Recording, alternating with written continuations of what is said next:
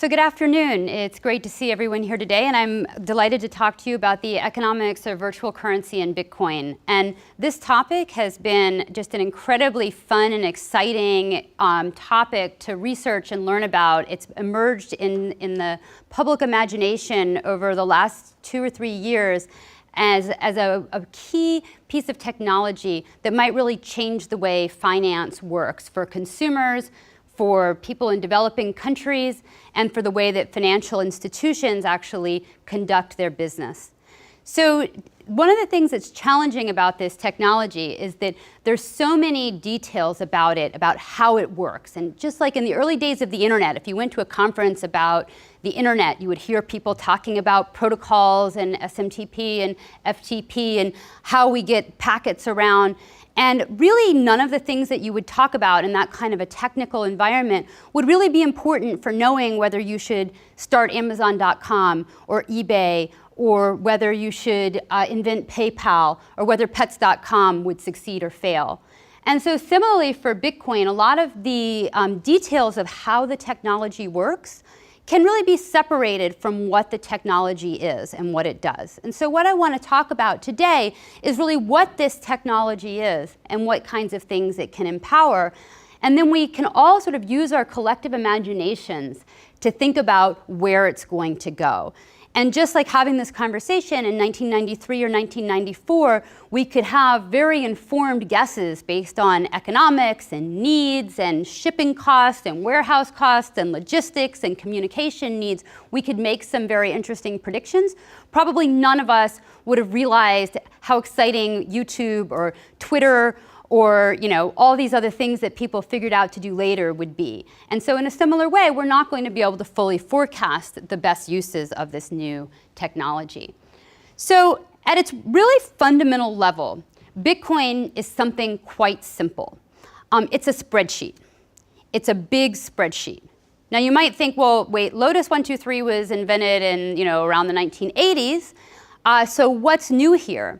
And in fact, really to think about the history of spreadsheets, we need to go back before they were called spreadsheets. They were actually called ledgers.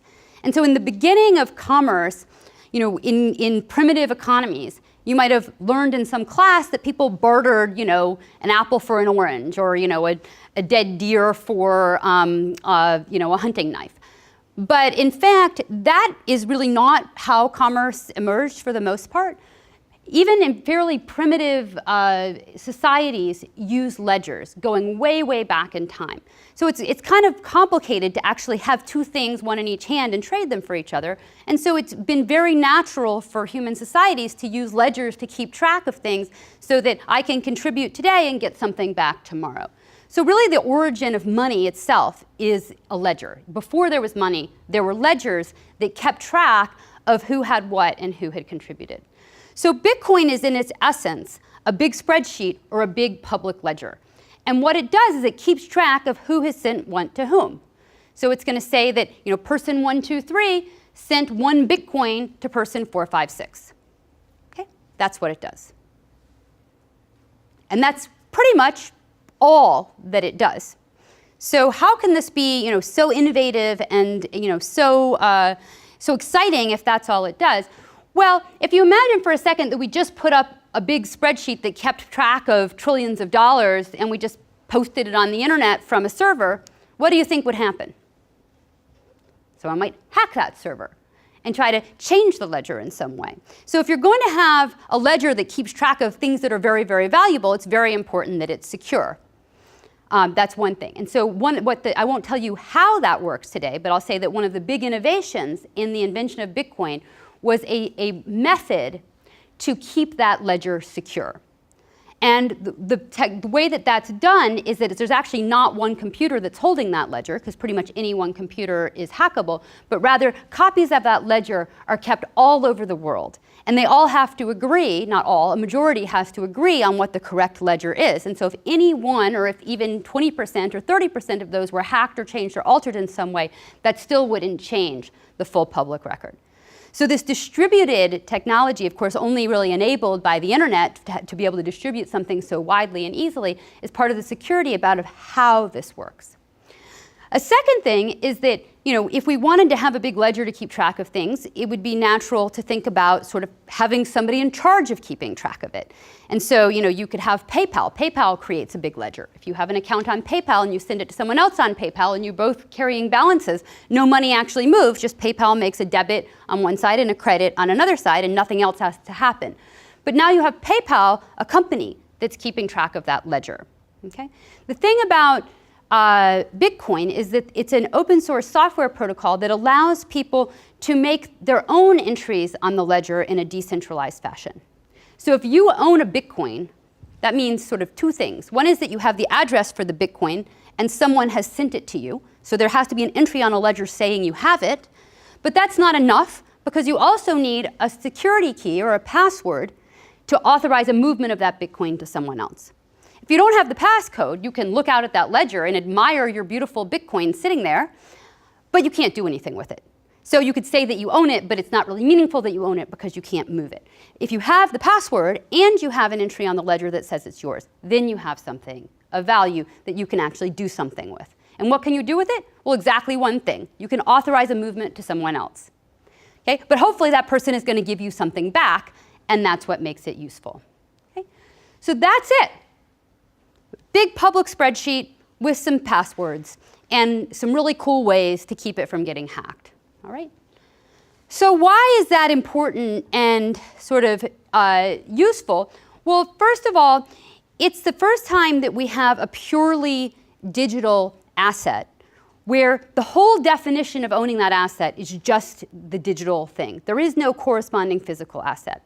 And that's going to allow many things. Probably the easiest thing is just that I can send something of value to you digitally with the same kind of time frame and user experience as sending an email. That's something I can do globally. I can do it without asking anybody's permission, without requiring some other institution to do something for me. I can just do it. I could meet somebody on a chat room and have them email me a digital good or provide me a service, and I could send them back something of value, and we could be done in 10 minutes and never have to see each other again. Okay, that's pretty powerful. So what's going to happen is if this person wants to send a Bitcoin to someone else, they're going to have a certain address, they're going to enter their password, and they're going to authorize a movement of one Bitcoin, say, it doesn't have to be one, to someone else. And then 10 minutes later, that shows up as a new entry on the ledger. Okay? And that's an instantaneous, not quite instantaneous, but very fast movement of an asset that in a way that's really not possible using other technologies. So if you want to see how this looks from a user's perspective, a user can use something called a wallet. And a wallet is just a piece of software that looks out at that whole big ledger, which is very, very, very long by now, and looks at just the transactions that are important to you, that are associated with your addresses, and displays to you your balances. And it's just a very simple piece of software. And it'll help you keep track of your passwords and things like that. Now, as an economist, I look at this. It's very cool. It's very neat. But an important early question to ask is, well, why a Bitcoin? Did you just make up this idea of a Bitcoin either to be a Ponzi scheme or something cool, a gimmick, that makes people excited about your new product? Like, most people don't want to think about holding an asset whose value fluctuates. If you want to hold an asset, if you want to hold cash, you want to hold cash in the currency that you're going to spend it in. You don't want to walk around, holding euros if you're going to spend dollars. It's not convenient. You have to keep track of the US to euro exchange rate. And similarly, it's very inconvenient for you to hold, say, something called a Bitcoin when you're going to go ultimately pay things that are priced in dollars. So can we just get rid of this whole Bitcoin thing and use this really cool spreadsheet, but actually keep track of dollars? Okay? So let's just put dollars on a spreadsheet. Well, let's talk a minute about what that means. So the guys who invented this security technology were really, really smart. But unfortunately, they did not figure out how I could beam a dollar bill onto your keyboard. I can't go zoom and a dollar bill appears. Not possible. So if I had a password and authorized an entry on that spreadsheet that said I gave you $1, of course that would be an incomplete description of what happened because I didn't just give you $1. I just made an entry on a spreadsheet. I didn't actually physically give you $1. Maybe I promised to give you $1. Maybe somebody else promised to take $1 out of my account and put it in your account. All sorts of things might be true, but the one thing that's not true is that I just sent you $1. Okay? So this would not be a complete description of any system. What could be a complete description of a system? Well, if I, instead of saying, I'm going to send you $1 that's just a message that I would have to honor, instead, I could actually send something like an IOU. So if there's $1 on the spreadsheet that belongs to me, of course, it's not really $1 on the spreadsheet because I can't pinpoint dollars to a virtual spreadsheet. But I could have an IOU, say an IOU from Bank of America. So for that, it's useful to sort of think about what happens when you have a Bank of America account. You log into your online account, you look at the website, and you actually see it tells you have money. Now, where is that money? It's not actually on your computer. It's not even at Bank of America because they've lent out, 95% of it to someone else. But so what is it that you're seeing when you see that you have $100 in Bank of America? You're actually seeing just a promise. Bank of America promises to give you $100 if you ask for it. That's your relationship with Bank of America. And so Bank of America could, in principle, agree that it's going to let you keep some of those dollars, like you might have 2 or 3 different checking and savings accounts. You could have another account which is exposed to some sort of virtual currency system, and when a message is sent on that ledger, Bank of America could promise to honor a contract to send that money to someone else. Okay? So if I wanted to send money to someone in Chase, I could make an entry on the spreadsheet using my password, and if Bank of America and Chase had already agreed to plug into this system, they could then respond to that by actually sending the money. Okay? Now this actually is very close to a system that we have today called SWIFT. So if you want to send money, say, to Europe, then you're going to send a message through something called SWIFT, and that message is going to say that I'm sending someone else money and whose account it's supposed to go to. But on the back end, that's not at all what happens. On the back end, say Bank of America goes to a correspondent bank, that correspondent bank goes to another correspondent bank in Europe, that correspondent bank might go to another correspondent bank in another country, and then eventually it's going to show up at the destination. So there's a whole sort of back end system behind that, and everybody has agreed, though, that if you send a SWIFT message, then everybody's going to honor that message.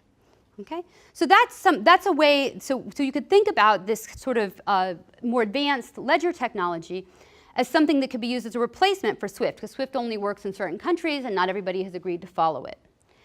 However, if you were sending a digital asset like a Bitcoin, you wouldn't need the whole correspondent banking system. You could just immediately send the money. And that helps understand what the kind of benefit is of having these digital currencies rather than physical currencies. The fiat currencies from national countries require this back-end movement of money in a way that is not necessary if you're just moving a digital currency.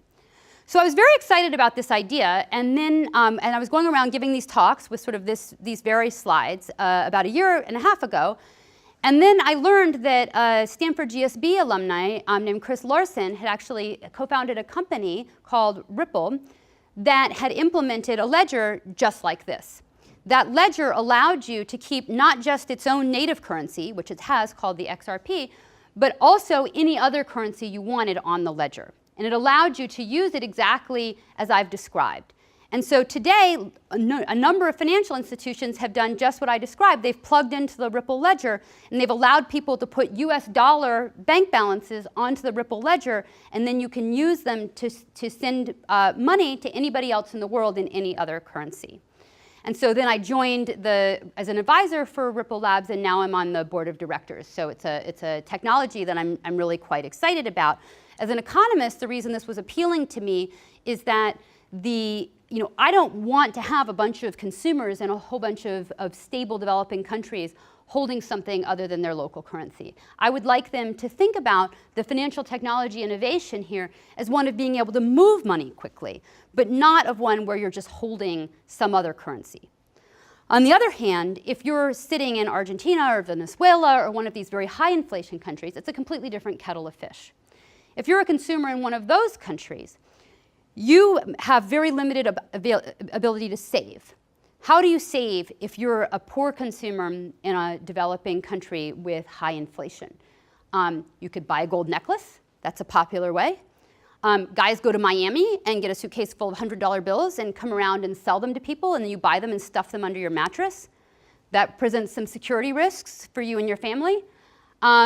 If you're wealthy enough, maybe you buy a physical asset like a car or a tractor or a horse. But if you don't have enough money to do that, then any cash you have just gets inflated away very quickly. And so you have very little incentive to save and very little ability to get out of poverty. A technology innovation like this can allow people all over the world, even who don't have bank accounts, immediate access to international financial markets. Because all they need is sort of a mobile phone, and instead of someone walking around with a suitcase full of $100 bills, they can walk around with a phone and a little bit of cash and exchange the cash for this digital asset, which could then be converted into dollars or euros or whatever else, rather than stuffing $100 bills under your mattress. And so this is one of the areas that's actually happening now, and that's becoming very popular in these countries where the existing financial systems are quite poor. This type of technology enables a connectivity of international financial markets in a way that's just really never been possible. It's also going to make it very difficult for those countries to maintain capital controls. So right now, of course, recognizing this, they don't let people leave. That's why you have to smuggle the suitcase full of $100 bills and pay a bribe at the airport.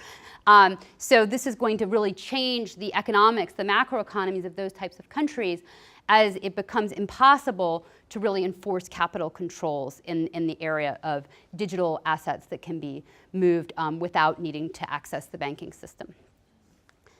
So let me give an example of this type of international movement of money and how it would work today. And I'll give it from the perspective of a US consumer, even though in some sense we have less need for it than many other countries in the world.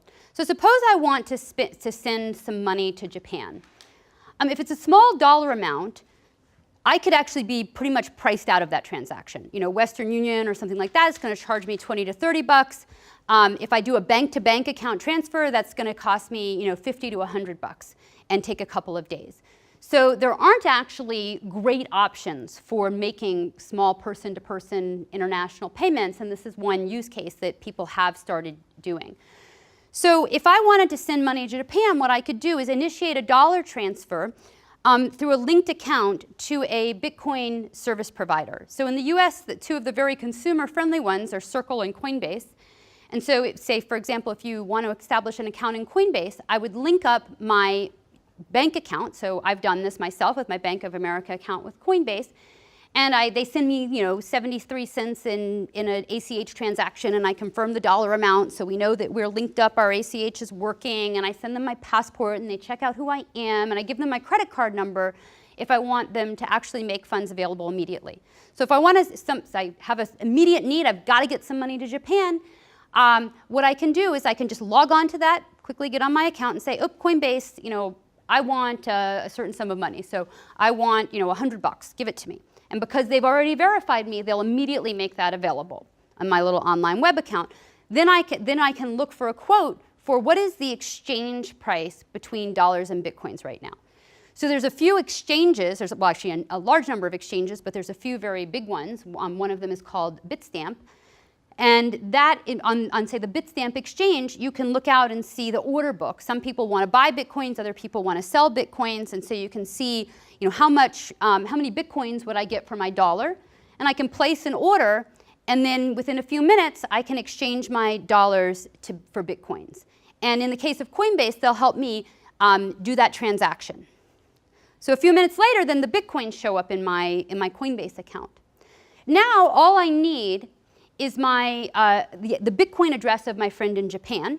I tell Coinbase, send my Bitcoins there, and boom, those Bitcoins are gone. My friend in Japan has the thing of value. At that point, we can walk away. We're done. They have the thing of value. Now, my friend in Japan, if they want to get out of Bitcoin quickly, could then immediately take those Bitcoins onto an exchange that operates in the Bitcoin to yen currency pair. On that exchange, they would make another currency exchange and get their yen out and go home. Okay?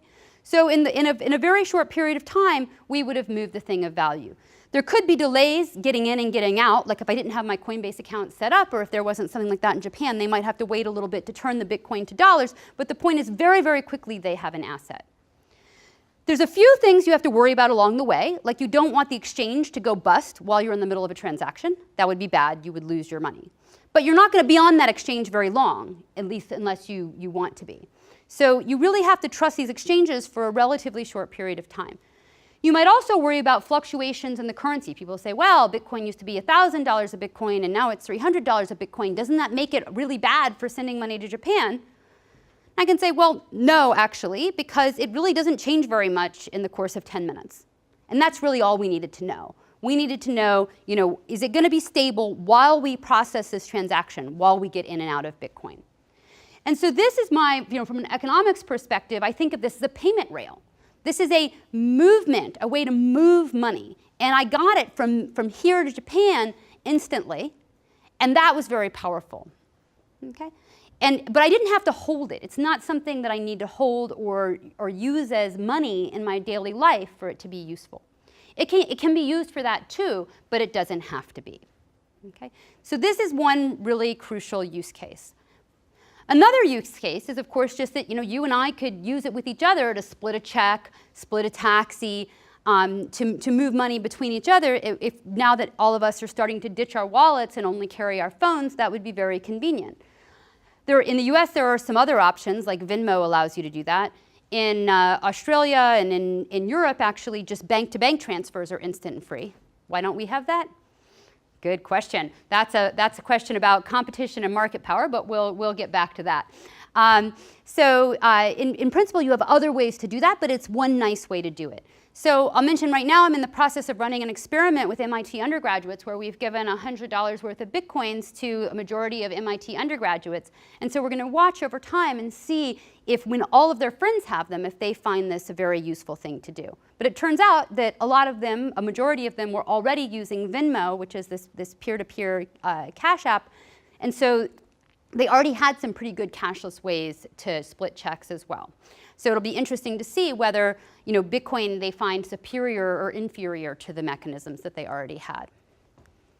So let me say a few more words about use cases of this. So as I mentioned, this international transaction is a really big use case. So this table just shows sort of the bank fees. There's outgoing and incoming wire transfer fees if you want to move money internationally. So it's not just the unbanked that have to pay Western Union a lot of money. In fact, Western Union is cheaper than what your bank will offer you.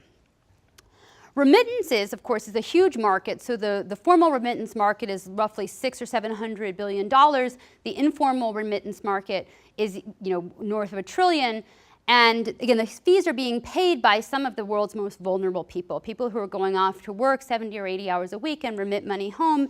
They might have emergencies. Maybe the folks on both ends are not that organized with budgeting, and they may have unforeseen needs where they don't have any kind of buffer. So it's fairly frequent that people are having to send these remittances and pay fees maybe more often than you would like, and they become a relatively onerous burden. Why are they expensive? Well, on the back end, it actually does take a fair bit of time to move money from one country to another. So Western Union and other types of remittance companies will generally make the money available to the consumer on the other end, but it actually takes them a couple of days to get their money.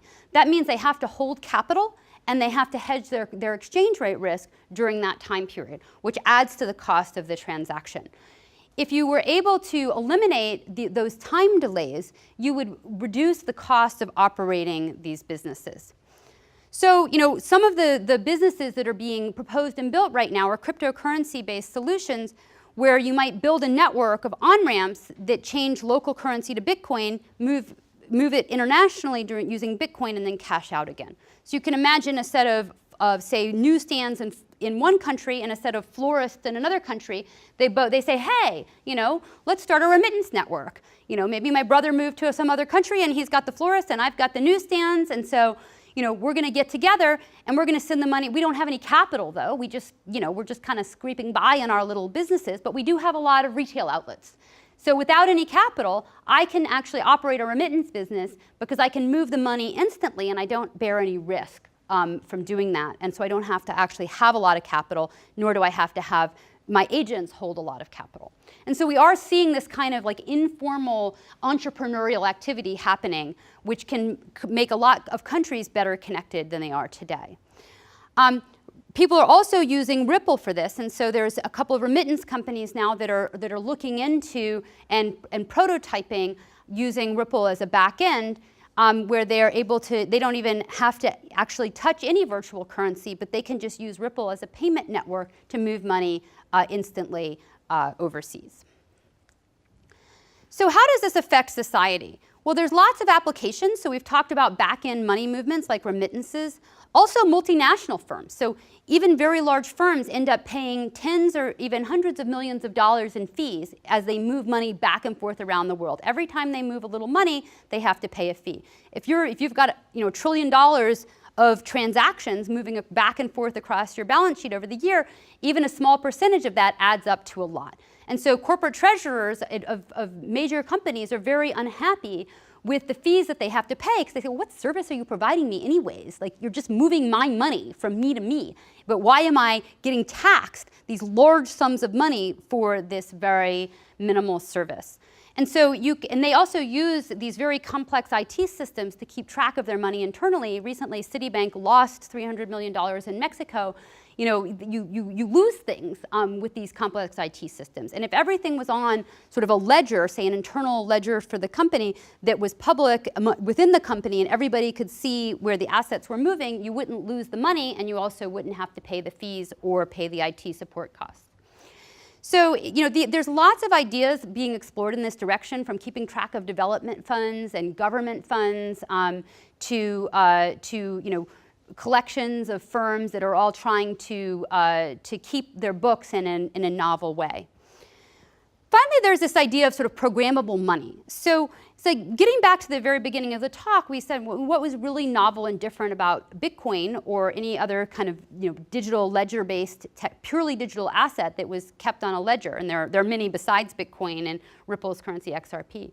What was special about those things is that you can actually operate them on them as an individual without middlemen. Now you might think, well, I don't mind the middleman. I kind of trust my banks. Like, I'm not that worried about it.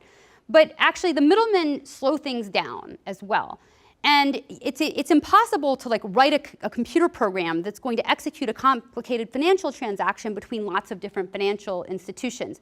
They each have their own systems and their own delays. But once the money is all digital, you can actually write computer programs on top of it to automatically execute transactions, and that's going to allow very new things to happen. Just a very simple example is multi-sig. So I want two people to sign a check.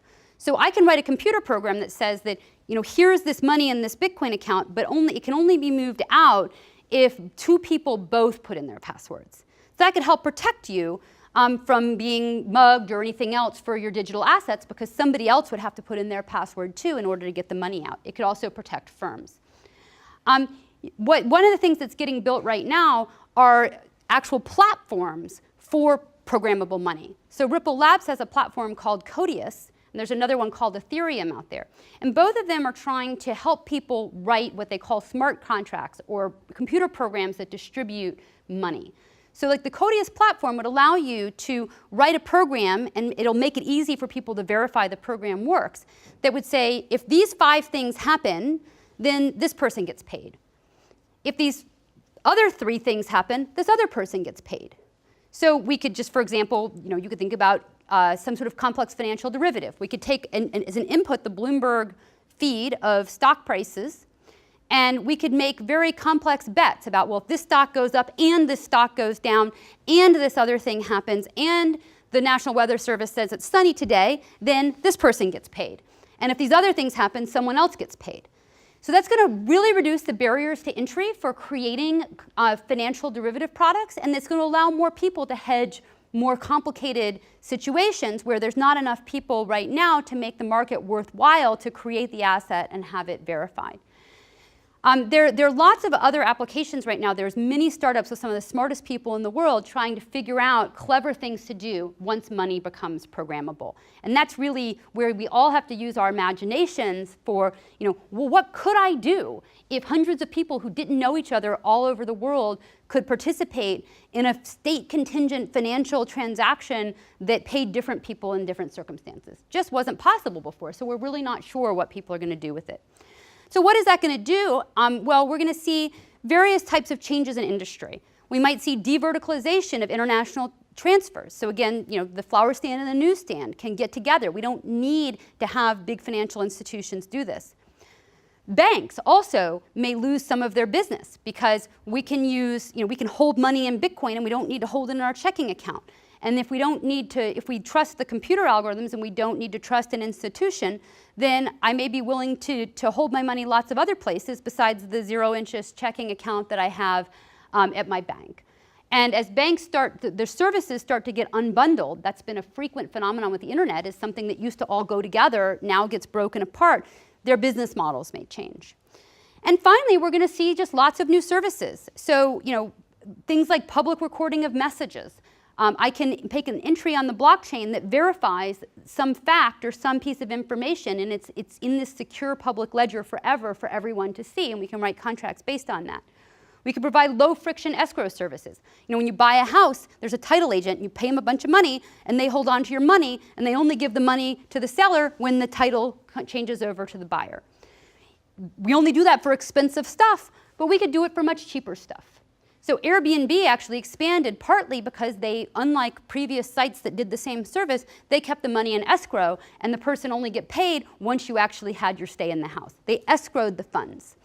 So you can imagine lots of other transactions, smaller value transactions, where I'm not sure I trust you enough. I'm not going to just wire money to somebody in China to give Mandarin lessons before I go on my business trip, because I might wire it and never see the person again. But we could put it in escrow and make that transaction possible in a way that wouldn't have been possible before or would have required a platform to mediate it and take a cut.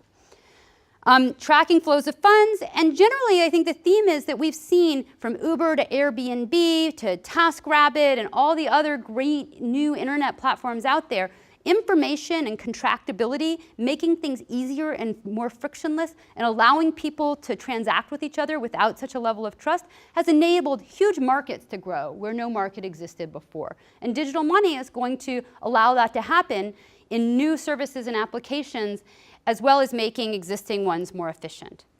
So this is basically why I'm so excited about this technology. Not because I think you should speculate in Bitcoin and buy it at 300 and hope it goes to 1,000, but because fundamentally it's like the internet, a new technology that allows things to happen that couldn't happen before.